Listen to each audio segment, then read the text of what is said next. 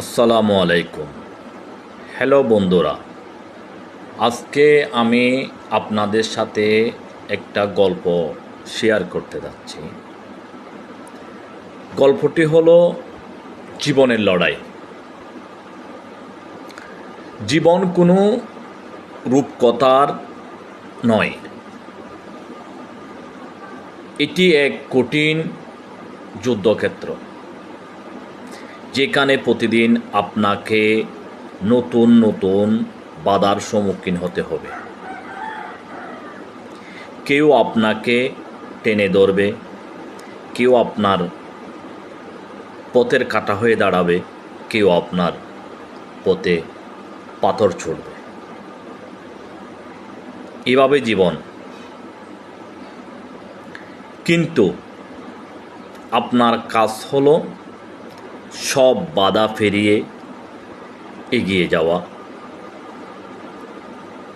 আপনার লড়াইটা অন্য কারো সাথে নয়, বরং আপনার নিজের সাথে। গতকাল আপনি যেখানে ছিলেন, আজ তার চেয়ে উন্নত হওয়া এবং তার চেয়ে বেটার কিছু হওয়াই আসল জয়। পিছু হটে আসা মানে পরাজয় নয়, কোনো কাজে ব্যর্থ হওয়া মানে পরাজয় নয়, বরং নতুন শক্তিতে ঝাঁপিয়ে পড়া, প্রস্তুতি নেওয়া।